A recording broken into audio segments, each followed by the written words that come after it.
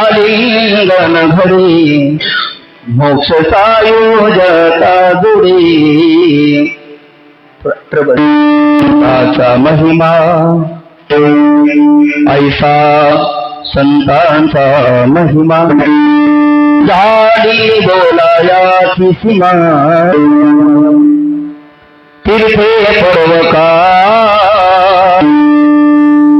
अगभी पाया पे सकळ ऐसा संतांचा महिमा झाली बोलायाची तुका म्हणे देवा तुका म्हणे देवा त्यांची केल्या पावे सेवा ऐसा संतांचा महिमा हरी बोलाया ती सीमा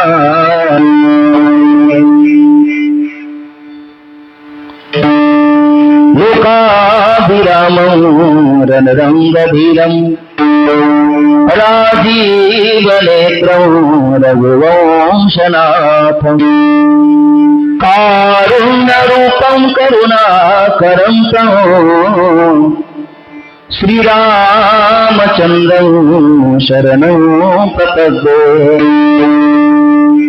मनोजवं बाणपुण्यवेगं जितेन्द्रियं बुद्धिमतां वातात्मजं वानरयूतमोक्षं श्रीरामदूतं शरणं वन्दे।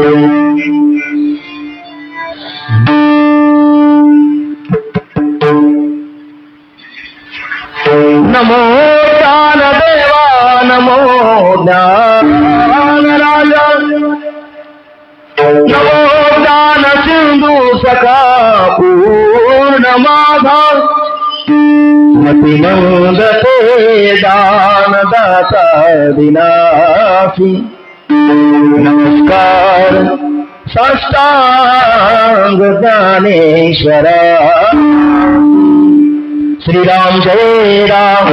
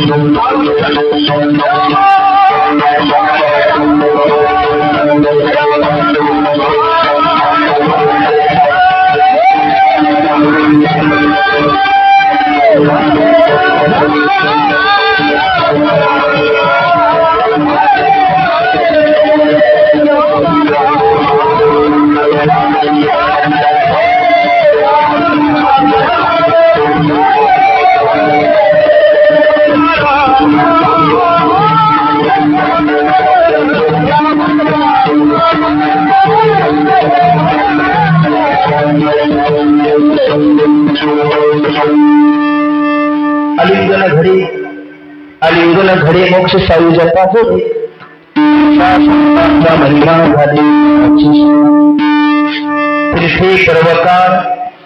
तीर्थे पर्वकाळ अवघी ऐसा संतांचा महिमा झाली बोलायाची सीमा तुका म्हणे देवा त्यांची केली पावी सेवा संतांचा झाली बोलायाची सीमा. प्रस्तुत प्राप्त प्रसंगी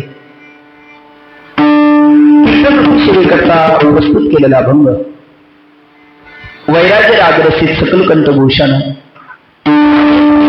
श्री जगद्गुरु तुकोबराय यांचा हा जगप्रसिद्ध असा 4 चरणाचा अभंग असून प्रस्तुत अभंगामध्ये श्रीमंत श्री जगद्गुरु तुकोबराय तुम्हा आम्हा यक्षयावत मानवाच्या आत्यंतिक कल्याणाकरता श्रेयाकरता उद्धाराकरता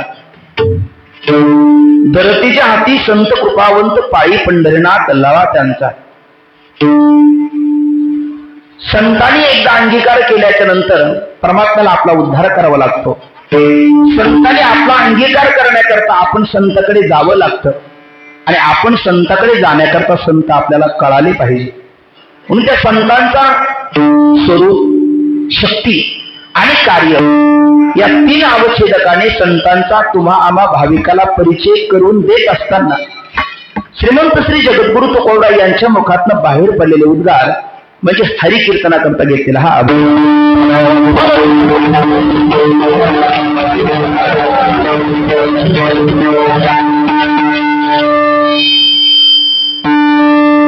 अभंगाचा शब्दशः भाव आणि विस्तृत भावार्थाचं चिंतन थोडा ट्रबल द्यायला आणखी. हा कोणाला परिचय करून देतात? मानवाला करून देतात. पण कोणत्या मानवाला करून देतात? तर सगळेच मानव संतांचा परिचय जाणून घेण्याकरता तयार नाही. पामराला करून देत नाही, विषयीला करून देत नाही, मुक्ताला करून देण्याची आवश्यकता नाही. कुणाला परिचय करून देतात? उत्तर आहे जिज्ञासूला परिचय करून देतात. मग पामर कोणाला म्हणतात? येतुलेनी आगवे कृत्याकृत्य नाठवे जो करणीयाचे नावे भलतेची करी तो पामर आहे. विषय कोणाला म्हणतात? मनती संसारी जन्मीजे यज्ञाधिक कर्म कीजे मग सर्व सुख भोगीजे मनोहर असं म्हणणारा तो विषयी आहे. जिज्ञासू मुमुक्षु कोणाला म्हणतात? कै बिरडे फेटेल कै तो स्वामी भेटेल युगाहुनी वदील निमिषमाने त्याला जिज्ञासू म्हणतात. आणि मुक्त कोणाला म्हणतात? म्हणून ज्ञानिया कृत्य करू सरले देखा ऐसा अनाथाचा सखा बोलिला तो त्याला मुक्त म्हणतात. आता हे आपल्या काही लोकांना ही लक्षणं कळाली, पण काहीला नाही, काही कळालं नाही, हेही कळालं नाही. कारण ओव्या माहिती नसतात, त्या ओव्याचा अर्थही माहिती नसतो. मग अर्थ कशी प्राप्त होईल? तर पामर आणखी एक ओवी सांगतो ज्याच्यामध्ये 4 चौघही येतात.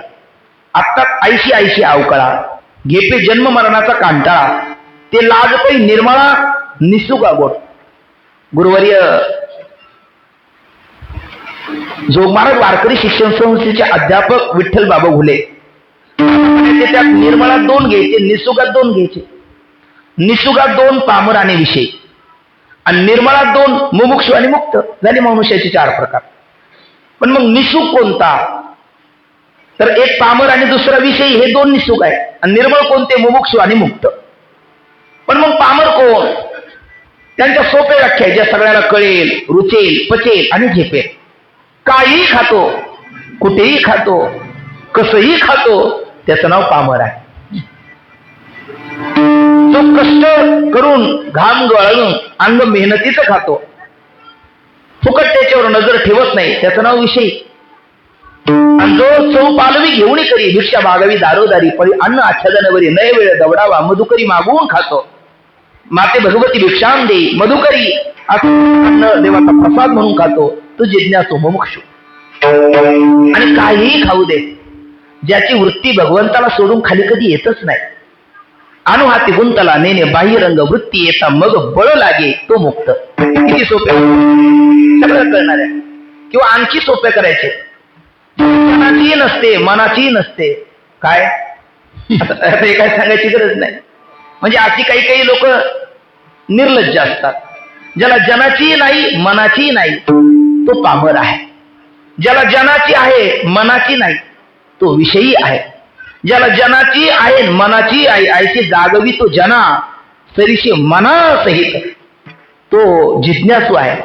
आणि ज्याला जन मन वन हा भेदच राहिला नाही, जन विजन झाले आम्हा विठ्ठल नामाप्रमाणे, पाहे तिकडे बाप माय, विठ्ठल आहे रखुमाई, तो आहे मुक्त. किती प्रकार झाले?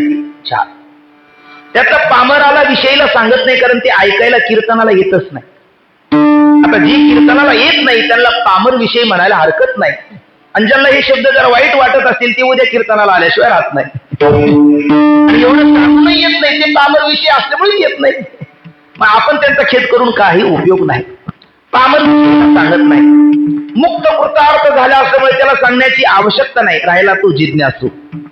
आणि सिद्धस्य लक्षणाने, साधकस्य साधनाने, यद्यदा चरती श्रेष्ठ हा तत्वदेवे तरोजनासे प्रमाण कुर्ते लोक सदून वर्तते. एक वडील जे करीती तया नाम धर्म ठेविती, एर तेची अनुष्ठिती सामान्य सकळ. मुक्ता ते निर्धारिता, लाभे आपुलीच मुक्तता, दिपी दिशे पाहता आपुलीच वस्तू. हरपले आपण ते पावे, तै संत पाहता दिवसावे, मनोनी वक्त्याने वानावे आणि श्रोत्याने ऐकावे कधी तेची सदा. कारण ऐकण्यासारखं तेच आहे आणि वाढण्यासारखंही तेच आहे. बरं, हे आपण वक्त्याने वर्णन केलं त्याला एक फल प्राप्त होतं, आणि श्रोत्याने ऐकलं त्याला दुसरं फल प्राप्त होतं. वक्त्याला काय फल प्राप्त होतं? भगवती ज्ञानेश्वरीच्या 12व्या अध्यायामध्ये म्हणतात, तेही प्राणापरोते, जे आवडती निरुते, जे भक्त चरित्रा ते प्रशंसती. हे वक्त्या करता. आणि श्रोत्या करता, तेनेशी आम्हा मैत्र येत काय ते विचित्र, परी तयाचे चरित्र ऐकती जे. जे ऐकतात ते देवाचे सखे होतात. सखा शब्दाचा उलटा करा, खास होतात. खास म्हणजे देवाचे हृदय अभिन्न मित्र होतात. अर्जुनासारखे. म्हणजे मला संधी आहे आज देवाचा मित्र होण्याची, आणि मला संधी आहे देवाचा प्राण होण्याची. आणि याकरता काय करावं? तुकोबरायांनी आजच्या अभंगामध्ये पहिल्या चरणात स्वरूप महिमा, दुसऱ्या चरणात शक्ती महिमा, चौथ्या चरणात कार्य महिमा जो वर्णन केला तो फक्त वर्णन, आपल्याकडे शब्द नाही. गुणजनाला कळते, विद्वानाची किंमत विद्वानाला कळते, कलावंताची किंमत कलावंताला कळते. एखाद्या डॉक्टरला जाणणारा डॉक्टरच पाहिजे, इंजिनियरला जाणणारा इंजिनियर पाहिजे, एखाद्या ऑफिसरला जाणणारा तोच पाहिजे, तसा संताला जाणणारा संतच पाहिजे. भक्ताचा महिमा भक्तची जाणती, दुर्लभ या गती अनेकासी. तुका म्हणे अंगी व्हावे ते आपण, तरीच महिमान येईल कळो. तुकोबराय संत आहे, आणि तुकोबराय संतांचा यथार्थ परिचय करून देण्याकरता समर्थ आहे. म्हणून ते तुकोबराय आजच्या अभंगामध्ये तुम्हाला भाविकाला संतांचा परिचय करून देत असताना त्याच्यामध्ये जे उत्तम साधक आहे, दुसरे मध्यम साधक आहे, आणि तिसरे मंद साधक आहे. अगदी शालेय जीवनामध्ये मॅट्रिक पास झाल्याच्या नंतर पुढील शिक्षण घेण्याकरता विद्यार्थी आपले बुद्धीची कॅपॅसिटी बघतात आणि मग ऍडमिशन घेतात. जे जास्त बुद्धिमान असतात ते आर्टला ऍडमिशन घेतात. हो की नाही दादा? नाही, मग तुझं लक्ष नाही माझ्याकडे. तुझं लक्ष नाही. जे बुद्धिमान असतात ते आर्टला नाही ऍडमिशन घेतात. ते कशाला घेतात? हा आता तू जागेवर आहे, पहिला तो पकवाजात होता, आता माझ्याकडे आला आहे ना. जे बुद्धिमान असतात ते सायन्सला ऍडमिशन घेतात, जे जरा मध्यम असतात ते आता बोल कॉमर्सला घेतात, आणि जे जास्तीच बुद्धीचे शत्रू असतात ते म्हणतात आपलं आर्ट बरे आहे की नाही, असं होतं. तसे जे बुद्धिमान आहे त्याला उत्तम साधक म्हणतात, जे मध्यम आहे त्याला मध्यम साधक म्हणतात. असं म्हणा ना, सायन्सचे विद्यार्थी ते उत्तम साधक आहे, कॉमर्सचे विद्यार्थी ते मध्यम साधक आहे, आणि आर्टचे विद्यार्थी ते मंद साधक आहे. आणि संतांचं अंतकरणे मायपोट असतं, सगळ्याला घेऊन चालणारे असतात. यारे याती भलती नाही करावा विचार न लगे चिंता कवनासी, सकळात येते आहे अधिकार कलियुग उद्धार हरीच्या नामे. सोनपंत मामा दांडेकर, आपण मागे एकदा मी इथेच बोललो, काही मामा प्रसिद्धच होऊन गेले, तुम्ही मान्य करा नाही तर नाही करा. रामायण म्हटलं का प्रसिद्ध मामा त्याचं नाव मारीच मामा, भागवत कथा म्हणली की प्रसिद्ध मामा त्याचं नाव आपला तो कंस मामा, महाभारत म्हणलं का प्रसिद्ध मामा त्याचं नाव शकुनी मामा, आणि वारकरी संप्रदायाला का प्रसिद्ध मामा सोनपंत मामा दांडेकर आहे ना. मामाचं नाव आलं नाही आणि संप्रदाय पूर्ण होणारच नाही. सोनपंत मामा दांडेकर काही प्रसिद्ध मामा. मी काय सांगत होतो ते मामांचे वाक्य आहे, मामांचं वाक्य आहे, ज्याची पगडी मोठी त्याला पंडित म्हणतात, ज्याचं पोट मोठं त्याला महाराज म्हणतात, आणि ज्याचं का म्हणायचं मला नाही माहिती, पण ज्याचं अंतकरण मोठं त्याला संत म्हणतात. काय शब्द आहे मामाचे, काय काय, ज्याची पगडी मोठी तो पंडित, ज्याचं पोट मोठं तो महाराज, आणि ज्याचं अंतकरण हृदय मोठं आहे ते संत आहे. जगद्गुरु तुकोबराय पंडिताची व्याख्या करतात, पंडित तोच भला नित्य भजे तो विठ्ठला, पंडा नाम आत्मविषयका बुद्धी यशसा पंडिता तो पंडित आहे. जगद्गुरु तुकोबराय पंडिताची व्याख्या करतात, पण तुकोबराय पंडित नाही, तुकोबराय महाराज नाही, तुकोबराय संत आहे. आणि खरं सांगू, पंडिताचे पंडित आहे, महाराजाचे महाराज आहे, आणि संतांचे संत आहे. असे जगद्गुरु तुकोबराय आजच्या अभंगामध्ये तुम्हाला भाविकाला संतांचा परिचय करून देतात. कारण संत चरणी लीन व्हावे उद्धरावे कृपेने, संत उद्धाराची ठाव कैसा भाग्यहीना विनमुख चरणा संतांच्या. संतांच्या चरणाला विनमुख आहे त्याचा उद्धार कधी होत नाही, आणि जो संतांच्या चरणाला सन्मुख आहे त्याचा उद्धार कधीच राहत नाही.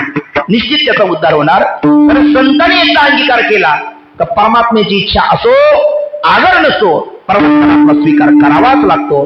म्हणून या करार विकराल तरी कालामध्ये आपल्याला जगात काही नाही कळालं तर फारसं काही बिघडणार नाही. मी तर पुढे बोलतो, देव नाही कळाला तरी फारसं आपलं वावगं होणार नाही, आपलं पतन होणार नाही. पण आपल्याला संत जर कळाले नाही तर निश्चित आपलं पतन झाल्याशिवाय राहणार नाही. म्हणून पतन उद्धार संघाचा महिमा त्याच्यावे आढळला संतचे, नाहीतर मग ते टोपी माळ देवाचे गबाळ वागवी ओंगळ पोटासाठी. मग संत कोणाला म्हणतात, ते साधवहा शांत रागहा काम क्रोध विवर्जितहा भ्रुवंतियन महाराज तत्संसार निवर्तकम. तुम्ही अच्युतात्मे निज निर्धारी देव तुमचा आज्ञाधारी, तुम्ही म्हणाल त्या ते उद्धरी एरवी हातानं धरी आणाते. ही जे संतांचं महात्म्य आहे, काय परोक्ष आत्मविद्या शाब्दम देशिक पूर्वकम बुद्धिपूर्वक पापम कृष्णम दहती वन्यवत. या संतांच्या परोक्ष वचनाची ताकद आहे. बुद्धिपूर्वक एखादं पाप केलं, करू नये तसं, पण घडलं, कळालं पण वळालं नाही, चिंता करू नका. ज्ञानेश्वरी वाचा, गाथा वाचा, एकनाथी भागवत वाचा, वारकरी संप्रदायाचं पारायण करा. बुद्धिपूर्वक घडलेलं पाप राहणार नाही. पण असं करायचं नाही, बुद्धिपूर्वक पाप करायचं, पारायण करायचं आणि पुन्हा पाप करायचं, असं करायचं नाही. एकदा झाली ती सुटका आहे, पुन्हा पुन्हा मात्र ते करायचं नाही. बुद्धिपूर्वक पाप केलेलं नष्ट होतं. हे संतांच्या परोक्ष वचनाचं सामर्थ्य आहे. आणि अपरोक्ष आत्मविज्ञानम शाब्दम देशिक पूर्वकम संसार कारण अज्ञान तमसश्चंड भास्करा. पूर्व दिशेच्या रावळी उदयाची सूर्य दिवाळी, एरी दिशा ती काळी कायमा नाही. सूर्य आदिशिली प्राची जगार आणि उदय प्रकाशाची, तैची वाचा स्रोतया ज्ञानाची दिवाळी करी. सूर्य पूर्व दिशेला उगवला का 10 दिशाचा अंधकार घालवतो. आपल्या सर्व जीवनामध्ये आपल्याला जे नाना प्रकारचं दुःख भोगावं लागतं, त्या दुःखाचं कारण आपल्या अंतकरणात असणारा आज्ञानरूपी अंधकार आहे, आज्ञानरूपी काळोख आहे. आणि तो घालवण्याकरता संतरूपी संताचा ज्ञानरूपी प्रकाश आपल्या जीवनात उदयाला आलं पाहिजे. आपल्याला सगळ्याला 3 शब्द सहन होत नाही. 1, आपल्याला मर म्हणणं सहन होत नाही. 2, आपल्याला मूर्ख म्हणणं सहन होत नाही. आणि 3, आपल्याला मर, मूर्ख आणि दुःखी म्हणणं सहन होत नाही. बघा तुम्ही, आपल्याला पहिला मर हा बोलूनच साहती, मेल्यावरी तरी रडती, आज ते जात न गणिती गणितपणे. काल परवाची गोष्ट आहे. मी मागे एकदा बोललो, आमचा पाठ चालला होता विचारसागराचा बाप्पा, आणि ते लेकरं कार्तिक निघाणं घालायला लागले. लेकरच असतात. 4-2 वेळेला विक्षेप झाला. मी बाहेर आलो, म्हटले बाळांनो जरा बाजूला जाऊन खेळा. ती 2 मिनिटं गेली, 3ऱ्या मिनिटाला पुन्हा आली. दुसऱ्यांदा सांगितलं 5 मिनिटं गेली, 6व्या मिनिटाला पुन्हा आली. तिसऱ्यांदा सांगितलं 10 मिनिटं गेली, 11व्या मिनिटाला पुन्हा आली. मी वैतागलो आणि बाहेर आलो आणि सहज बोलून गेलो, कार्तिक मरणा एकदाची. ती लगेच म्हटले महाराज तू मरणा, आम्हाला कशाला मारतोस. आता फरक कळत नाही तरी ती अशी का बोलली. माऊली म्हणतात अगं मर हा मर शब्द आपल्याला सहन होत नाही. माईबाप का माहितीये, त्याचं कारण आपण तत्वता अमर अमर आहा अमर आहा खरे की पहा खोटे हे न मना देह माझायचा बरोबर. आपल्याला मर शब्द सहन होत नाही, तसंच आपल्याला मूर्ख म्हणणं सहन होत नाही. म्हणजे मूर्ख म्हणून पहा त्याला ते आवडत नाही. म्हणजे काही काही लोक मूर्ख नसतात असे नाही, ते मूर्ख शिरोमणी असतात, मूर्खाचे मुकुटमणी असतात, VIP मूर्ख असतात, दर्जेदार मूर्ख असतात, पण त्याला मूर्ख म्हणणं सहन होत नाही. सगळीच लोक त्याला मूर्ख म्हटले की तो गाव सोडतो दुसऱ्या गावाला जातो. पण मूर्खपणा त्याला सोडेल कसा, मूर्खपणा त्याच्या सोबत जातो. त्याला तहान लागते. नदीमध्ये झऱ्याचं पाणी असतं. आता मनुष्य असेल तर तो उंजळी घेऊन बाजूला घेऊन पाणी पितो, पण हा मूर्ख असल्यामुळे बैलासारखा गुडघ्यावर झाला आणि तोंड लावून ओठाने पाणी पिऊ लागला. 4 बाया आल्या, त्यांनी बघितलं, ते म्हणले बाई मूर्खच आहे. तो पाणी पिण्याचं सोडला आणि पटकन म्हटलं तुम्हाला कोणी सांगितलं, तुम्हाला कोणी फोन केला, तुम्हाला कसं काय कळालं मी मूर्ख आहे म्हणून, तुम्हाला सांगितलं कोणी. अरे म्हटले सांगायची गरज काय, तुझी क्रिया सांगतो, तुझी वर्तन सांगतो, तुझं वर्तन सांगतो, क्रिया सांगते. कोणी फोन करण्याचं कोणी सांगण्याची आवश्यकता नाही. काय केला त्याला मूर्ख शब्द सहन होत नाही. याचं कारण आहे मायबाप, तो तत्वतः ज्ञान स्वरूप आहे म्हणून त्याला मूर्ख म्हणणं सहन होत नाही. आणि शेवटचा शब्द आहे दुःख सहन होत नाही. मग लागी दुःख व्हावे आईचे गोडी भावे राजीवे. आपल्याला दुःख सहन होत नाही. का सहन होत नाही, कारण आपल्याला कळत नाही. पण आपल्याला हे करून देणारे संत असतात. संत आपल्याला सांगतात आपण जेवढं काही दुःख भोगतो त्या दुःखाला कारण नाटाच्या अभंगात सांगितलं, शरीर दुःखाचे कोठार, शरीर रोगाचे भांडार, शरीर दुर्गंधीची थार, नाही अपवित्र शरीर आहे. जगात सगळ्या दुःखाला कारण काय, शरीर आहे. माझे गुरु साधक हृदय संजीवनी आपले डॉक्टर नारायण महाराज जाधव बाबा, बाबांचे गुरु आनंद आश्रम स्वामी महाराज, त्यांचा एक मित्र हॉस्पिटल आर्मीत आपल्या कोरोनाच्या काळात, त्यांना भेटायला बोलवलं. हे गेले, तो भयंकर रडायला लागला. ऐक करायचा, वेदना व्हायच्या. त्याला म्हटले अरे बाबा आता हे आहे काय भोग तो नको खेचू करू कोणत्या गोष्टीचा, ती लक्ष्मीचं जाणीत असे. नल अनेका रुसावे नलगे बहुता, आपल्या संचिता वाचून या केले कर्म झाले, त्याची भोग आले उपजले मेले आयची किती. हा भोग आहे संचिताचा, भोगल्याशिवाय सुटका नाही, नको चिंता करू. तो थोडा थांबला, पुन्हा हाय रडायला लागला. मग स्वामी रागवले, अरे म्हणजे मूर्खा मरायचं तर जरा शिस्तीत मर, आता बेसुस्त होऊन कशाला मरतो, एक दिवस मरण तर आहेच तुला, जरा शिस्तीत मरणा. इतक्या दिवस तू चिंतन केलं ते काय कशाला केलं.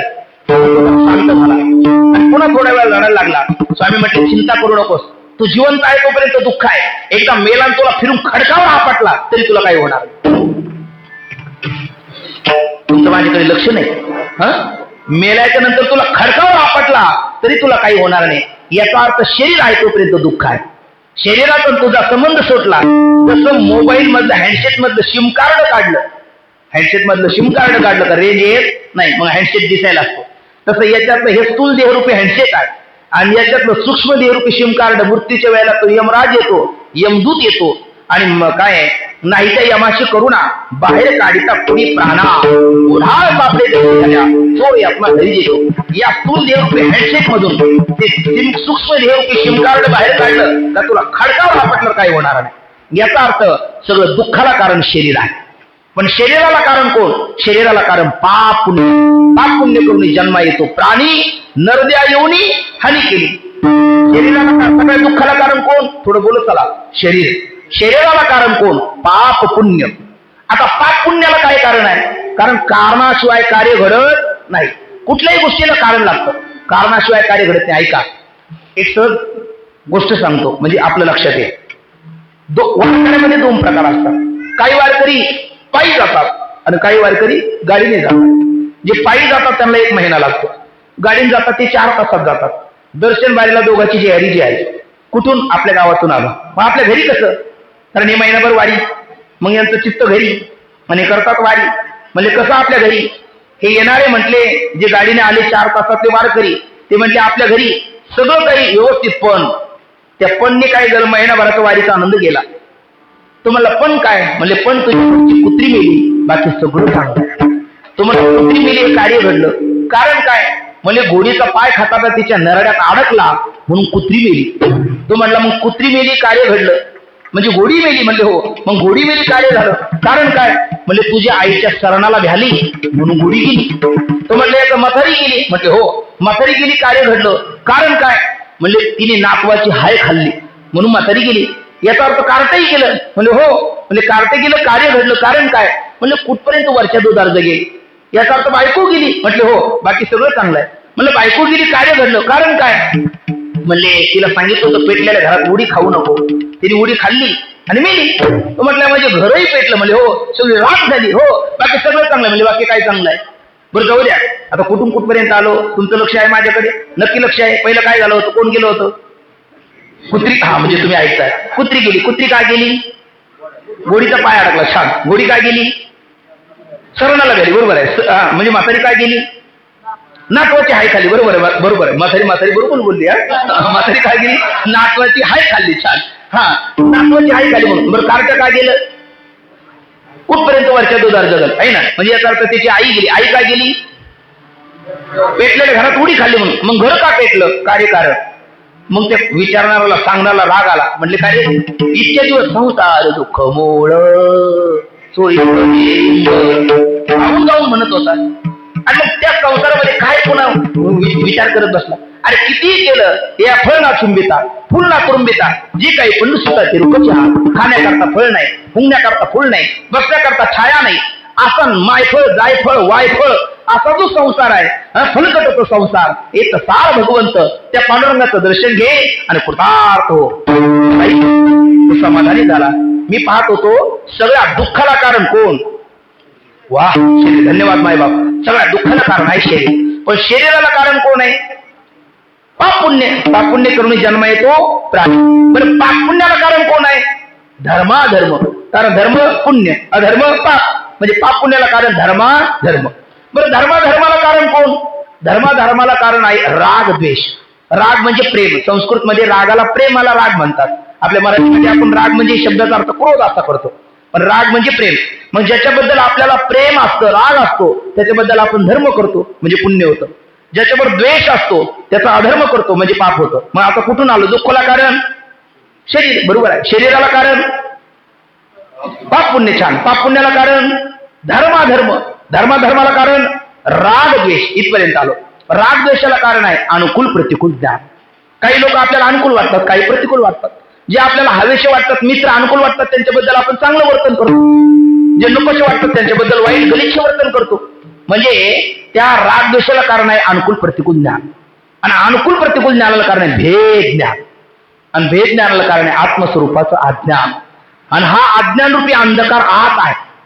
हा सूर्य बाहेरचा प्रकाश आणि बाहेरचा अंधकार घालवतो, पण अज्ञान रूपी अंधकार आतला घालवण्याकरता चित्सूर्य संत लागतात.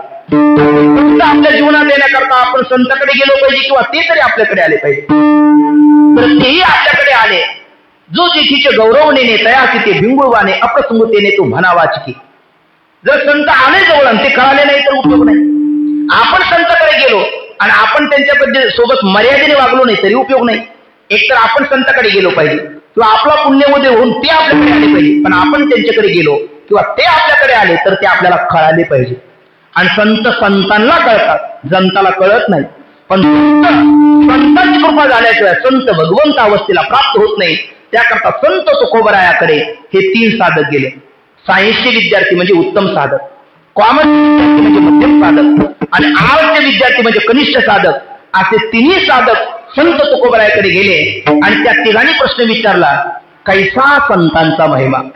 त्यातले जे कनिष्ठ साधक होते त्यांना संतांचा कार्य महिमा सांगत असताना जगद्गुरु तुकोबराय जे बोलले ते निरूपणाकरता घेतलेल्या अभंगाच्या तुका म्हणे. आर्टचे विद्यार्थी म्हणजे कनिष्ठ मंद साधक होते, मंद मुमुक्षु होते, आणि संतांचा क्रिया क्षेत्रातला म्हणजे स्वरूप शक्ती आणि कार्यत्व आवश्यक संतांचा महिमा जाणून घेण्याकरता स्थूल बुद्धी असल्यामुळे तुकोबरायाकडे गेले आणि त्यांनी प्रश्न विचारला, महाराज कैसा संतांचा महिमा? तुकोबराय त्यांना म्हणतात, तुका म्हणे देवा,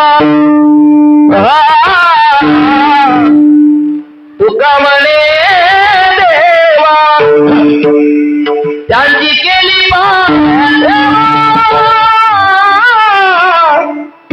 त्यांची केली पावे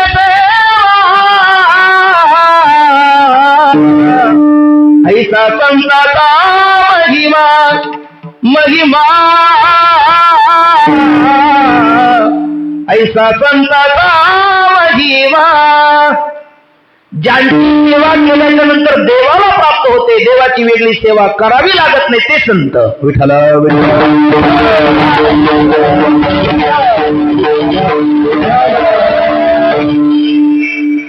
समुद्र नदी नो हे पैगा, पाषाण म्हणून हे लिंगा, संत नवती जगा माणसाच्या तारीखे. समुद्राला, नदीला समुद्र म्हणता येईल, उतराई नाही. समुद्र नदी नो हे पैगा.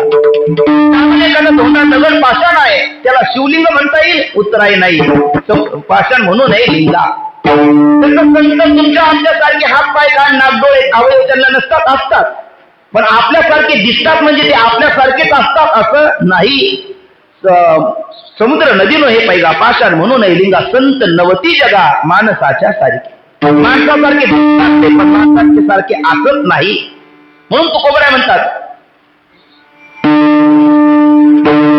तुका म्हणे नो हे दिसतो मी तैसा, तुका म्हणे नो हे दिसतो मी तैसा, पुसणे ते पुसा पांडुरंगा, पांडुरंगा,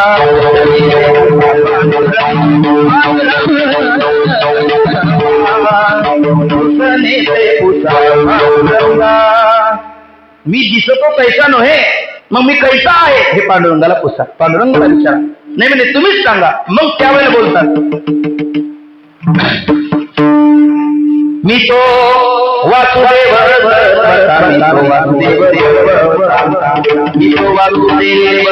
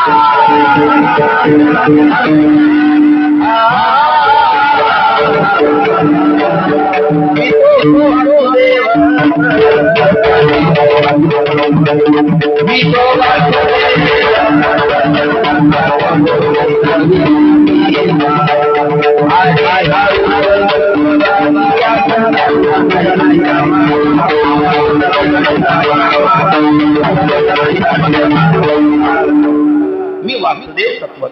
म्हणजे जगद्गुरु तुकोबराय दिसतात आपल्यासारखे, पण ते आपल्यासारखे आहेत असं नाही. मग संत कोण? ज्यांची सेवा केल्याच्या नंतर देवाची वेगळी सेवा करावीच लागत नाही, ज्यांची सेवा देवाला प्राप्त होते. तुम्ही म्हणाला असं कसं शक्य आहे? जर गणपतराव जेवले तर संपतराव ढेकर देतात, हो की नाही? आहे ना? असं नाही होत. ज्याला तहान लागली त्यालाच पाणी प्यावं लागेल, ज्याला भूक लागली त्यालाच जेवण करावं लागेल. मग तुम्ही वर्णन जर भगवंताचं केलं तर ते संताचं कसं होईल? आणि जीव जर संताला घातलं तर ते भगवंताला कसं प्राप्त होईल? तुकोबराय म्हणतात हा तर विशेष आहे. तुका म्हणे देवान त्यांची केली पावी, त्यांची सेवा केलेल्या देवाला प्राप्त होते. तुम्ही म्हणाल नाही प्रत्यज्ञा मात्र वस्तुसिद्धी किंतु लक्षणा प्रमाणाभ्याम वस्तुसिद्धी. तुम्ही म्हणता आम्ही ऐकू, असं नाही. बाप दाखवणे तर श्राद्ध घाल, सिद्ध करून द्या. एक घडलेली घटना आपल्याला सांगते. वारकरी संप्रदायामध्ये ज्यांना आपण प्रत्यक्ष माऊली म्हणून आठ पाहतो, ज्यांच्या गाथा ज्ञानेश्वरी आणि भागवत कंठात आहे, जोगमार्ग वारकरी शिक्षण संस्थेचे अध्यापक सद्गुरू मोठे माऊली. मोठे माऊलीने एक गोष्ट सांगितली. गोष्ट अशी आहे, वारकरी आहे टाळी वाजवावी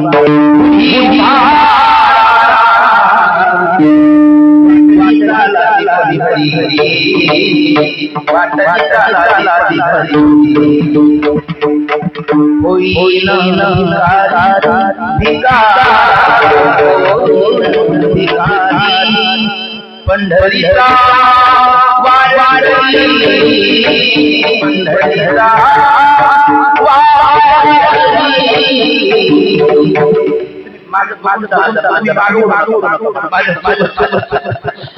माझा अंदाज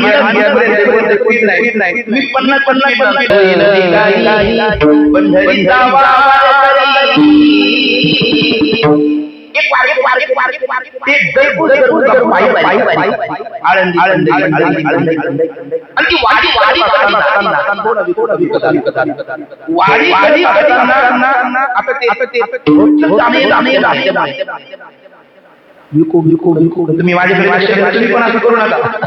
आपलं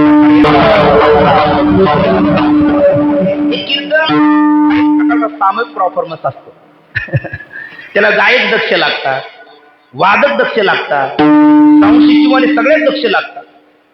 गायन करताना थोडंसं विको दिला, बोलायला व्याख्यान लागलं तर लगेच ते जागेवर आणून ठेवलं. ते तसंच चालू राहिलं का श्रोत्याचे अर्धे शब्द गेले, मग त्यांना लिंक लागत नाही.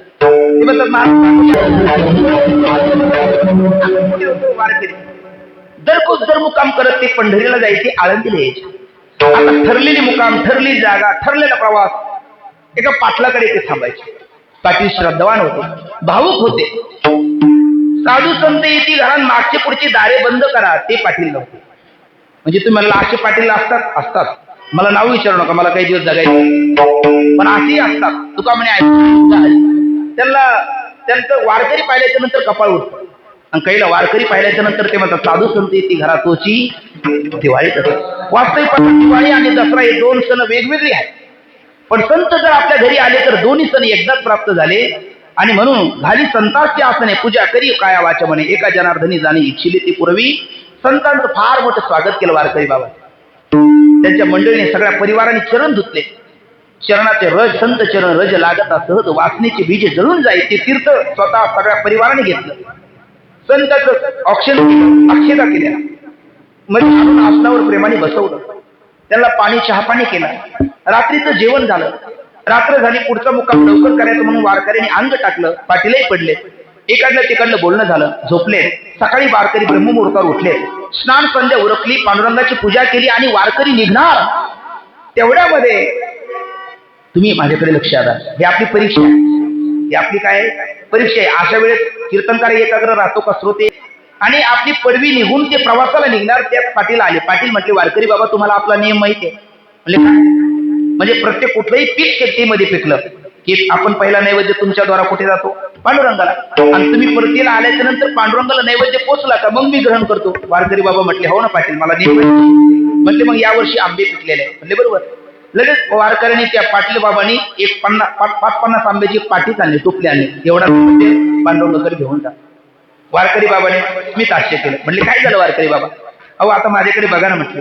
शरीर थकलं, गलित गात्र झालं. आता एवढा बोजा इतका दूर मी कसा नेईल बरं? 5 आंबे नेतो. पाटील समाधानी होते. अहो 5 काय 500 काय, नैवेद्य परमात्म्यापर्यंत पोहोचला पाहिजे. 5 आंबे घेतले आणि आपली खांद्यावरती ती शबनम घेतली. वारकरी निघाले. ज्ञानदेव तुकाराम, ज्ञानदेव तुकाराम, ज्ञानदेव तुकाराम, ज्ञानदेव तुकाराम. पुण्यवंत वाळे एका सज्जनाची नाव. तुका म्हणे पापे जाती संतांची या जपे. ज्ञानदेव तुकाराम भजन कीर्तन संकीर्तन करत करत वारकरी पंढरपूरला गेले. चंद्रभागी स्नान विधित हरिकथा समाधान किंवा सर्व काळ चंद्रभागीचं स्नान केलं. अवघ्या संता एक वेळा भेटी पुंडलिका दृष्टी देखील या. पुंडलिकाचं रायाचं दर्शन घेतलं. अवघीच तीर्थे घडली एक वेळा. चंद्रभागा डोळा देखील या. त्या चंद्रभागेचं सचेल स्नान केलं. दर्शन बारीला लागले. नाम पायरीची चिरे संत पाय हिरे वरी देती. नामदेव पायरीचं दर्शन घेतलं. चोखोबा पायरीचं दर्शन घेतलं. आणि गरुडाचे पायी हे वेळा डोई पांडुरंग. पण वारकरी बाबाने नंतर पाटलाचं नैवेद्य पाटलाने किती दिली होती? पण ठेवले 2, आपलं 3च ठेवले. तुम्हाला 2 कुठे गेले?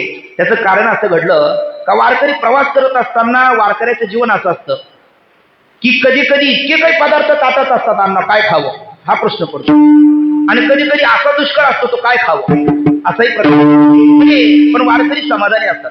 ठेविले आनंद चित्ती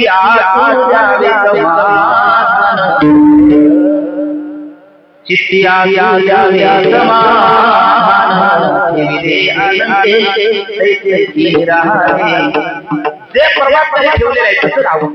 पण आता हे तरी प्रमाण कुठपर्यंत, प्राण जाण्याची वेळ आली. आता पाटला वारकरी बाबांनी विचार केला, वाखरी जवळ आलेला आहे, एक प्रवास बाकी आहे, पाटलाने 5 आंबे दिलेले आहेत. आता जर आपले प्राण इथेच कासावीस होऊन शरीरातून निघून गेले तर एकही आंबा नैवेद्य देवापर्यंत जाणार नाही. काय करावं म्हटले, आपण 2 खाऊ, 3 देवाला देऊ, नैवेद्य पोच होईल, आपला प्राणही सुरक्षित राहील. आणि आपला आतला आवाज येतो, काही हरकत नाही, आपला आतला आवाज सांगत असतो ना. कारण आत एरवी सर्वांच्या हृदय दिशी मी अमुक आहे, ऐशी ते बुद्धीस पुरे अहरनिशी ते वस्तुगामी परमात्माच असतो. परमात्म्याने आतून निर्णय दिला, काही हरकत नाही. वारकऱ्याने 2 खाल्ले, शरीरामध्ये जरा प्राण आला आणि जाऊन ते परमात्म्याच्या चरणी 3 ठेवले. मग त्या दशमीचे काय ते स्नान प्रदक्षिणा केली, एकादशीला कीर्तन ऐकलं, द्वादशीला पारणं सोडलं, वारकरी परतीला निघाले आणि पहाटे 8 वाजता त्या फलटणला पाटलाच्या गावी आले. भाग्य योग असा आहे, त्या पाटलाच्या स्वप्नात पहाटे 4 वाजता त्या दिवशी पांडुरंग आले. माऊली म्हटले होते, बऱ्याच पाटलात स्वप्नात भूतच येतात. हे माझा शब्द नाही, कारण देव स्वप्नात येण्याकरता वारकऱ्याची सेवा करावी लागते, प्रेम करावं लागतं, गाथा ज्ञानेश्वरी वाचावी लागते, मग पांडुरंग परमात्मा स्वप्नात येतो. त्या पाटलाच्या स्वप्नात देव आले आणि देव पाटलाला म्हणतात, पाटील वा वा वा, आनंद वाटला, तुमचे 2 आंबे आपल्याला पावले, आनंद झाला. काय चवदार मधुर आंबे होते. पाटील मनात म्हणतात, आपण 5 दिले होते, पण देव 2 सांगतात, ठीक आहे 2 काय 5 काय आणि 500 काय, नैवेद्य पोचला, आनंदाची गोष्ट आहे, ठीक आहे म्हणजे पांडुरंग परमात्मा अंतर्धान झाले. आपल्या पाटलाने आपला नित्यने मुलगी उरकला, तुळशीला पाणी घातलं आणि समोर पाहिलं वारकरी बाबा, अहो बाबा या या या. मग सगळं परिवार धावला, सगळ्यांनी पुन्हा वारकऱ्याचं स्वागत केलं, इकडलं तिकडलं बोलणं झालं, पुन्हा काही प्रसाद वगैरे झाला. आणि मग सायंकाळी 5 नंतर पाटलाने विचारलं बोलता बोलता, वारकरी बाबा आपलं नैवेद्य, हो हो हो नैवेद्य पोचला. मग थोडीशी गडबड झाली, काय झालं म्हणजे शरीरामध्ये प्राण राहिला नव्हता आणि म्हणून आम्ही काय केलं, 2 खाल्ले आणि 3 देवाला दिले. पाटील म्हणू लागले, वारकरी बाबा साथी आणि बुद्धी नाठी असं तर काही होत नाही ना. म्हणजे असं आहे की पांडुरंग परमात्मा आमच्या स्वप्नात आले, त्यांनी सांगितलं 2 आंबे आम्हाला प्राप्त झाले, तुम्ही 3 सांगता, मग देव लाभाड का तुम्ही लाभाड. पाटील भाबड्या अंतकरणाने बोलून गेले, पण वारकरी खतरनाक होते. वारकरी उभेच राहिले, दांडकं होती, पताका उलटी केले, पाटल्या खबरदार म्हटले, काय समजतच रे म्हटलं, स्वतः तुझ्या घरी येतो म्हणजे काही बोलायचं का, हा आपण लबाड, तो लबाड असेल आपण नाही. आणि खरंच आहे, मग लबाडपण शब्द ऐकून घेईल तो वारकरी कसला, आणि ऐकत असेल तो वारकरी कसला, जो ऐकत नाही तो खरा वारकरी, हाडाचा वारकरी आहे ना, जो ऐकतो तो लबाड वारकरी, तो वारकरी कसला, वारकरीच्या नावाखाली चोरी करी, हे वारकरी. ते म्हणायला लागले असं बोलायचं नाही, तो लबाड असेल आपण नाही. बरं कालच कीर्तनात ऐका, त्यांनी लबाडे केले नाही का, सिद्ध होऊ देत नाही, चतुर राहतो शिरोमणी, आपण लबाड नाही. पण आता पाटील तरी कशी ऐकून घेतील, खालच्या आळीचा गणपत होता का, सांगणारा जगाचा माप परमात्मा होता. पाटील म्हणाले, वारकरी बाबा नाराज नको, रागवू नका, एक दिवस थांबा, पुन्हा पांडुरंग परमात्मा स्वप्नात काही संदेश देतात का पाहू. एक दिवस थांबा म्हटल्याच्या नंतर वारकरी म्हणायला लागले, सप्ताह करतो, ज्ञानेश्वरी पारायण करतो, 8 दिवस थांबतो, पण पट्ट्याने 3च दिले, 2 नाही. पाटील म्हणते, आता अवघडच आहे, करावं काय. पाटील झोपले, वारकरी झोपले, असं काही अभद्र स्वप्न पडूनही ज्ञानेश्वरी ग्रंथ उशाला घेतला, तुळशीच्या ओट्यावर झोपले. पण 1 तास अगोदर पांडुरंग परमात्माने पुन्हा पाटील म्हणतात, पाटील दचकून उठले, काय देवा, काय पाटील भाग्यवान असेल, 2-2 दिवस परमात्मा पांडुरंग स्वप्नात येतात म्हणजे सोपं आहे का. आपण वाट पाहता पाहता कोई कही रे प्रभू आवन की मन भावन की गौरा मसनात जाण्याची वेळ आली, पण आज स्वप्नात दर्शन नाही. आणि 1 दिवस नाही 2 दिवस पांडुरंग परमात्मा स्वप्नात येऊन दर्शन देतात, भाग्यवान आहे. पुन्हा वारकरी म्हणतात, काय वारकरी, पाटील बाबा सांगू नये, पण आता राहत नाही, तुमचे 2 आंबे आपल्याला प्राप्त झाले, पावले. पुन्हा देवाचा शब्द तोच. मग पाटील मात्र देवाला स्वप्नात बोलायला लागले, देवा वारकरी बाबा बघ आपलीकडे झोपलेले आहे, स्वप्नात बोलतात. आणि वारकरी बाबा 3 सांगतात, तुम्ही 2 सांगतात, मग तुम्ही लबाड का वारकरी लबाड. लबाड म्हणलं तर त्यांनी तो पताका उलटी केली माझ्यावर, मग तुम्ही लबाड का वारकरी लबाड. देव म्हणू लागले, पाटील खरं सांगू नये. म्हटले, देवा आता खरंच सांगा, आता बरं राहिलं नाही, खरंच सांगा. म्हणजे आपलाही वारकऱ्याचं 100% बरोबर आहे आणि आपलं म्हणले ते मात्र चुकीचं नाही.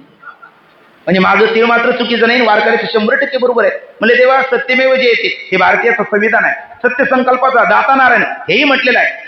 सत्य परेशान हो सकता है मगर पराजित कभी नाही, हेही बरोबर आहे. अंतिम विजय सत्याचा होतो, हेही बरोबर आहे. पण सत्य 4 नसतात, सत्य एकच असतं. आणि तू म्हणता वारकऱ्याचं खरं आहे ना, आपलं 100% चुकीचं नाही, हे काय बरोबर? म्हणजे असं आहे. तुम्ही प्रश्न काय विचारला, देवा तुम्हाला किती पावले, किती प्राप्त झाले? म्हणजे हो. मग तुम्ही मला किती प्राप्त झाले असं विचारलं म्हणून मी सांगितलं मला 2 प्राप्त झाले. म्हणजे जे वारकऱ्याने खाल्ले तेच मला प्राप्त झाले. तुका म्हणे देवान त्यांची केली पावेश, वारकऱ्याने खाल्ले ते मला प्राप्त झाले. आणि म्हणले मग तुमच्या चरणावर ठेवले, मग असं विचारा तुम्ही तुमच्या चरणावर किती ठेवले ते सांगितलं असतं मी तुम्हाला 3 सांगितले असते. बरं जाऊ दे म्हटले देवा, जे वारकऱ्याने खाल्ले ते तुम्हाला पावले आणि मग तुमच्या चरणावर ठेवले ते म्हणजे पुजाऱ्याला पावले, ते कुठे आम्हाला पावले? विठाला विठाला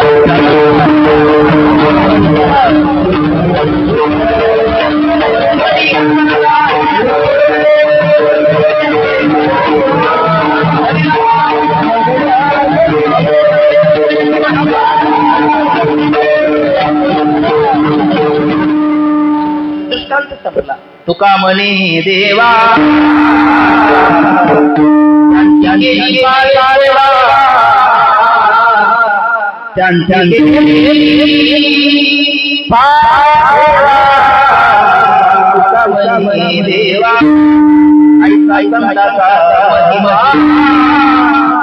तुकोबरा हे तुम्ही अनुभव घेऊन सांगता का ऐकू सांगता?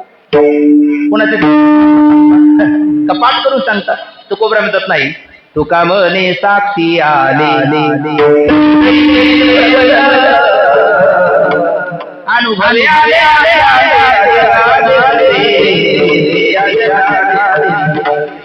तुका म्हणे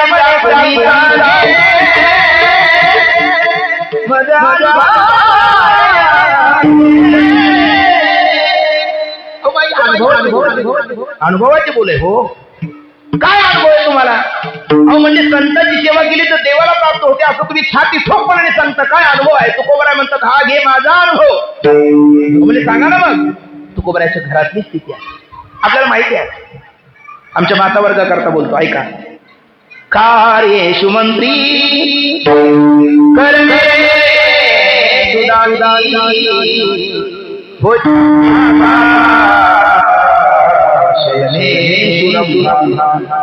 धर्म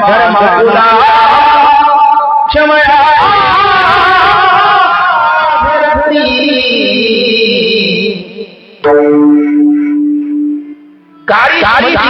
कार्य बुद्धी सुमाता शेन सुरंबा धर्मानुकूला क्षमया धरत्री षडगुणम एतद्दी पतिव्रताना. तू का तिची देवावर जिजाऊ माऊली बोलायला जरा फटकळ होत्या, तिला आवली म्हणायची. आता काय आहे, थोडासा त्राग होतोच माऊली. घरी काही मनुष्य आकमून आणत नसेल, आयता भाकरी मोडायला येत असेल ना, तर मग राग येणार नाही का? हे आपले भजनातच यांचं मग्न, यांचं काही प्रपंचाकडे लक्षच नाही. घालून या भार राहिलो निवांत निरेविरे संती विठोबाचे, हम तो हमारे राम जी का भजन जाने. आणि ते भजनात मग्न असल्यामुळे आवली कधी कधी राग करायची, पण पतिव्रता होती. तुकोबरायला भाकरी पोचायला किती डोंगरावर जायची? 3 डोंगरावर जायची की घोराडा, भामचंद्र, भंडारा. आणि त्या भंडाऱ्यावरची कथा आपल्याला कोणाला माहिती नाही. ऐका, भंडाऱ्यावरती एक दिवस टोपलीमध्ये ती भाकरी घेतली, पाण्याची कळशी घेतली, त्याच्यामध्ये 2 भाकरी थापलेल्या आहेत, थोडं चटणी आहे, खरडा आहे, आपलं ते लोणचं आहे. आणि आवली झपाझपा पावलं टाकत रणुरंत ऊन आहे, डोक्याला घामाच्या धारा आहे, वर पाहते, खाली चालते, डोंगर चढते. आणि वर पाहून खाली पायाकडे लक्ष नाही, चप्पल तुटली म्हणून बगलेत मारली, त्या काटेवरती पाय पडला, आरपार काटा बसला. हो की नाही? पण तो काटा असा की तो काटा निघे ना. ती आई पतिव्रता माऊली असल्यामुळे तिला ती काट्याची चिंता नाही. हा काटा जर निघला नाही तर मला चालता येणार नाही, मला चालता गेलं नाही तर आमचं धनी तिथे त्या टाळ्याचं नाव घेता बसलं असेल. त्यांना ही कुठपर्यंत कधी पोचायचं तिला चिंता. तिच्या अंतकरणातला भाव कळाला न सांगा तर तुम्हाला कळू येते. अंतर विश्वंभर परिहार चिलले. परमात्मा तिथे गोराख्याचं रूप घेऊन आले. ओ आई साहेब, ओ आई साहेब, 3 वेळेला आवाज दिला. मग जी जाऊ बाळा तू बोलतोस म्हटले. हो काय झालं पायाला? अरे काटा मोडू. काढू काटा. ती म्हणायला आणि तू एवढंसा दिसतो, तुला काटा काढता येईल? तू म्हटलं आईसाहेब माझ्या दिसण्यावर जाऊ नका, मी भल्या भल्याचे काटे काढले. खरंच सांगा, सगळ्याचे काटे काढणारा कोण आहे? अहो तेच आहे ना. ब्रह्मदेव रूपाने उत्पन्न तोच करतो, विष्णू रूपाने पालन तोच करतो, आणि आपलं प्रारब्ध कर्म भोगून संपल्याच्या नंतर भगवान शंकर रूपाने आपला लिलाव तोच करतो. नाही. आणि काय अण्णा, काटा काढायचा सुद्धा अभ्यास लागतो. एखाद्याला तुमच्या पायात काटा मोडला आणि ज्याला काटा काढण्याचा अभ्यास नाही त्याच्याकडे पाया दिला तर काटा काढायचं म्हणलं तर टिकावं लागतो, पहार लागते, फावडा लागतो. हो ना, पायाचा काटा काढण्याचा. हा म्हणजे ऐकता तुम्ही, ऐकता. मला वाटलं भाऊ म्हणताय. नाही, काटा काढायचं म्हणलं तर सुई पाहिजे, लाचकट पाहिजे, काही ना. बरं, हे दोन्ही नसतील तर मग कशाने काटा काढला जातो? बरोबर आहे. अभ्यास चांगला आहे तुमचा, काट्याने, काट्याचा, काटा काढण्याचा. विनोदाने काट्याने काटा काढायचा. मग एखादा भरदार काटा घ्यायचा, म्हणजे ज्याच्या पायात आपण आपला पाय त्याच्या हातात दिला, त्याला काटा काढण्याचा अभ्यास नसेल तर तो काट्याच्या वेगळीकडे दुसरीकडे फाडून जास्त ठेवतो. ते काट्याचं कमी त्याच जास्त दुखतं. होतं की नाही? काटा काढण्याचा अभ्यास लागतो. हलका असतो, काटा काढलेला सुद्धा कळत.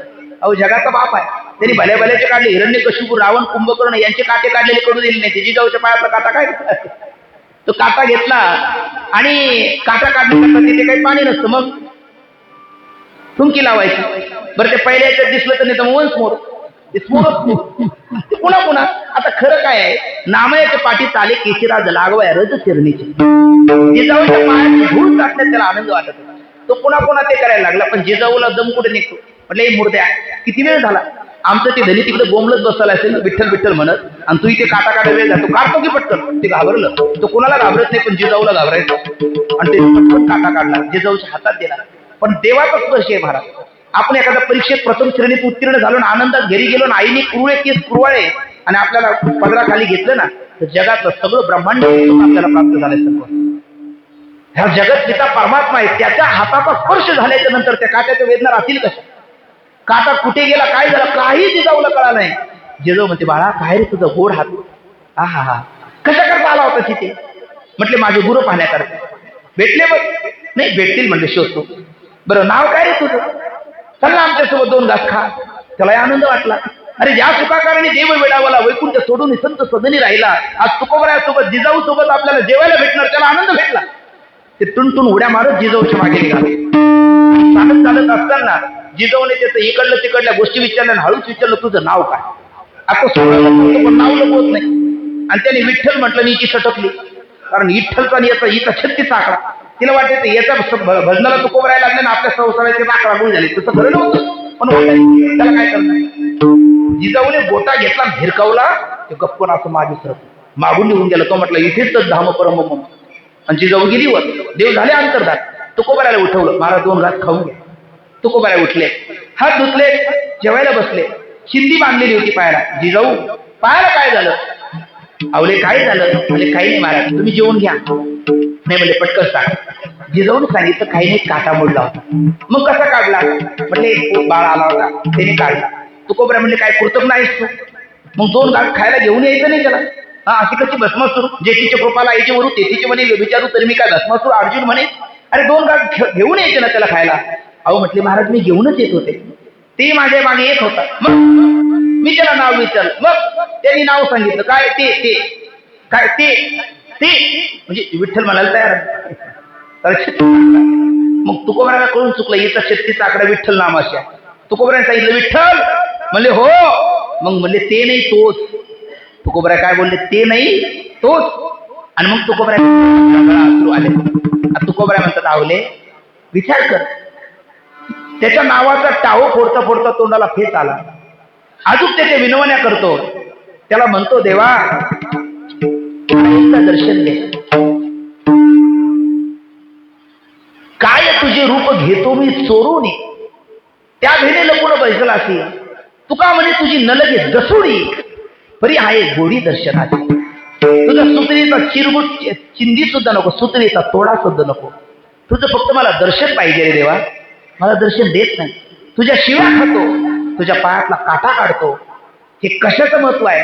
तुकोबराय त्या साधकाला सांगतात, तुका म्हणे देवान त्यांची केली पावेशी.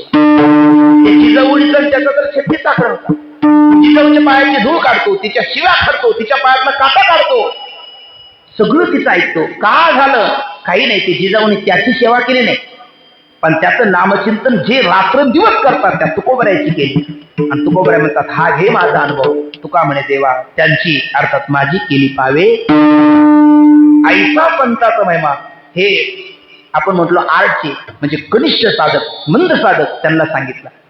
म्हणजे मध्यम साधक होते, त्यांनी पुन्हा विचारलं, कैसा संतांचा महिमा. त्यांना संतांचा शक्ती महिमा सांगत असताना तुकोबराय बोलतात,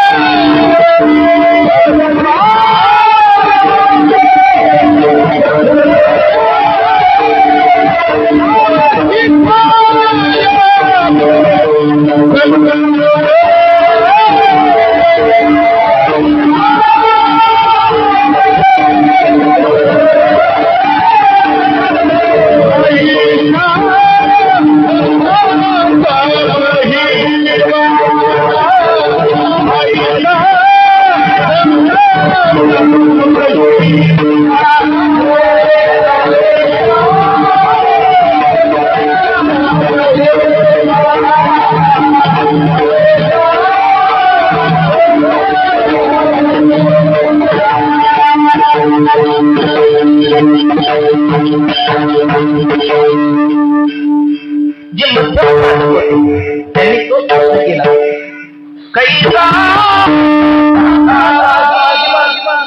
तुकोबराने सांगितलं, तीर्थे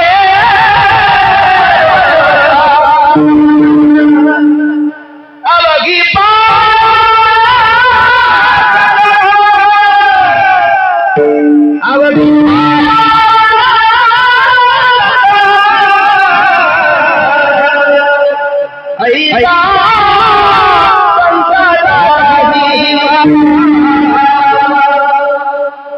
दोन शब्द वापरले, तीर्थे आणि पर्वकाळ. तीर्थ म्हटलं तर 3.5 कोटी आहे आणि पर्वकाळ प्रधान 5 आहे. 3.5 कोटी तीर्थ का? आपल्या शरीरावर सामान्यतः रोम किती असतात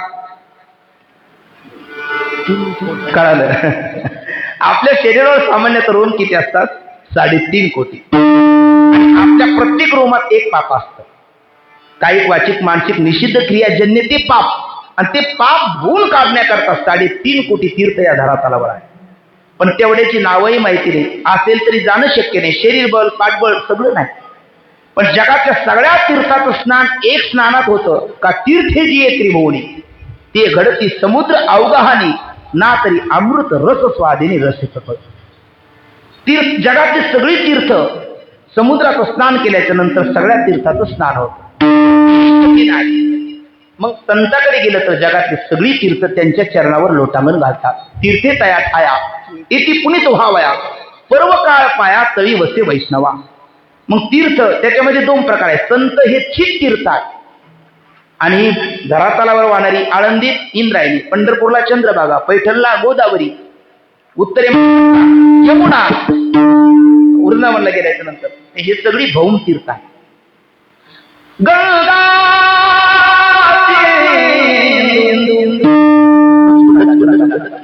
तुम्हाला मधीच महाराजाला लग्न लावायची लहर काय आहे? बिलकुल नाही, बिलकुल नाही. पण या मंगल अष्टिकेमध्ये सगळे पहा हे भौम तीर्थ आहे. गंगा, सिंधू, सरस्वती, कावेरी, नर्मदा हे सगळे बघा हे भौम तीर्थ. हे तीर्थात आपण स्नान केलं तर आपलं पाप निवृत्त होतं, पण ते तीर्थ मलिन होतात. तीर्थयात्रा आपण करतो, तीर्थयात्रा संत करतात. तीर्थयात्रा आपल्याला पावन करून घेण्याकरता आणि संतांची तीर्थयात्रा तीर्थाला पावनत्व करण्याकरता. ज्ञानोबाची पायी मिठी घाली गंगाबाई, नामा म्हणे सोडाबाई, ज्ञानदेव सर्व तीर्थ झाला तोच एक मोक्ष तिने दर्शने. 3.5 कोटी तीर्थ आपल्या जीवनातील पाप घालवण्याकरता. तुम्हाला तीर्थाला कोणतं पाप? आपण स्नान करतो ना, आपल्या पापाने ते मलिन होतात. घालवण्याकरता संत चरणाचा आश्रय, चित तीर्थाचा आश्रय ते भौम तीर्थ करतात. म्हणून तीर्थे आणि पर्व काळ, 5 पर्व काय मोजा. पर्व विशेष भागवत धर्मी, नरसिंह जयंती, रामनवमी, वामन जयंती, कृष्णाष्टमी आणि उत्तम उत्तम शिवरात्री. या 5 पर्व काळापैकी हल्ली जो आपला सोहळा चालू तुमचं माझ्याकडे लक्ष नाही आहे. कोणत्या पर्व काळात? रामनवमी. रामनवमीत हा पर्व काळ. असे 5 प्रधान पर्व काळ आणि 3.5 कोटी तीर्थ संत चरणाकडे आल्याच्या नंतर त्यांना सुद्धा पावन संत करतात. ऐसा संतांचा. आणि जे उत्तम साधक होते त्यांनी तोच प्रश्न विचारला तर त्यांना सांगितलं, आलिंगन घडे मुक्त जोडे ऐसा संताचा महिमा. त्या संतांना आपण आलिंगन दिलं तर आपल्याला सायुज्याचा मोक्ष प्राप्त होतो. आपल्याकडे मुक्ती 4, कृपा 4 आणि आलिंगन 3. आलिंगन 3, मुक्ती 4, कृपा 4. 4 कृपा. पहिली नेत्र कृपा, शब्द कृपा, हस्त कृपा, आलिंगन कृपा. नेत्र कृपा, कृपा कटाक्ष निहाळी देऊर विठ्ठले भक्तादिले वरदान नाथबाबांनी गावाबावर केली, शंकराचार्यांनी त्या त्रोटकाचार्यावर केली नेत्र कृपा. हस्त कृपा, ज्ञानदेव म्हणे बोल रे ऋग्वेद, मूळ शब्द प्रणवाचा पैठणला ज्ञानोबाने त्या रेड्यावर केली ती हस्त कृपा. शब्द कृपा, भगवान परमात्म्याने भक्तराज अर्जुनाला कुरुक्षेत्राच्या मैदानावरती भारतीयाचा धर्मग्रंथ, तिचं नाव श्रीमद भगवद्गीता, 7 बोलाचे नवे शास्त्र संसार जनते शस्त्र आत्मा अवतरविते मंत्र अक्षरीये, ती आहे शब्द कृपा. आणि आजच्या अभंगात तुकोबरा म्हणतात, आलिंगने संतांची या दिव्य झाली माझी काया, मस्तक हे पायावरी त्यांच्या ठेविता, ती आलिंगन कृपा. कृपा 4. नंतर दुसरे काय म्हटलं आपण? आलिंगन 3. पहिलं राजस आलिंगन, आपलं तामस आलिंगन, राजस आलिंगन आणि सात्विक आलिंगन. आणि चौथा आहे गुणातीत घ्या. तर पहिलं आहे तामस आलिंगन. प्रतापगडाच्या पायथ्याशी राजे शिवछत्रपतीला देऊन हिंदवी स्वराज्य नेस्तनाबूत करण्याचा प्रयत्न एका खानाने केला, ते तामस आलिंगन आहे. नंतर धृतराष्ट्राने आपले 100 मुलं या भीमाने मारले, म्हणून याचं स्थालपीठ करूया याच्याकरता त्याला आलिंगन दिलं. पण भगवान श्रीकृष्ण जवळ होते. 8 लोखंडाचा पुतळा पुढे केला आणि भीमाला मागे घेतला आणि त्या 8 लोखंडाचं पीठ झालं. त्यावेळेला भीम म्हटला, याचं जर पीठ होतं तर या भीमाचं थालपीठ झालं असतं. पण गोपाळकृष्णाने वाचवलं. ते आहे राजस आलिंगन. धृतराष्ट्राने त्या 8 लोखंडाच्या पुतळ्याला दिलेलं. आणि मग सावळा सकंकणू बाहू पसरुनी दक्षिणू भगवान श्रीकृष्णाने अर्जुनाला दिलेलं ते सात्विक आलिंगन आहे. आणि ते संत देतात ते गुणातीत आलिंगन आहे. आलिंगनात 3 मुख्य प्रकार आणि मुक्तीत 4 प्रकार. तेवढी सांगून थांबू. पहिली मुक्ती सलोकता, दुसरी समीपता, तिसरी स्वरूपता आणि चौथी सायुज्य. सलोकता मुक्ती आपल्या सगळ्याला प्राप्त झालेली आहे. तुम्ही म्हणाल कशावरून? संत किंवा भगवंत यांच्या गावाला जायला भेटणं ही सलोकता मुक्ती आहे. आपण सगळे कधी ना कधी आळंदीला पंढरपूरला जातो. सलोकता मुक्ती.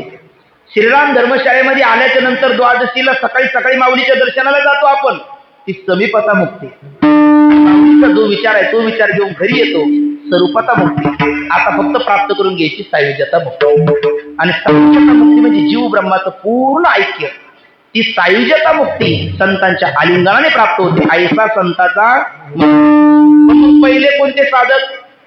सायन्सचे विद्यार्थी, त्यांना सांगितलं मोक्ष सायुज्यता जोडे. दुसरे कॉमर्सचे, त्यांना सांगितलं तीर्थे पर्वकाळ अवघी पायापे सकळ. आणि आर्टचे, त्यांना सांगितलं तुका म्हणे देवा त्यांची केली पावे सेवा. ऐसा संताचा महिमा. या सगळ्यांनी ध्रुवपदामध्ये प्रश्न विचारला, पण सीमा का? सीमा का? ध्रुवपदाच्या उत्तरार्धामध्ये प्रश्न विचारला, सीमा का?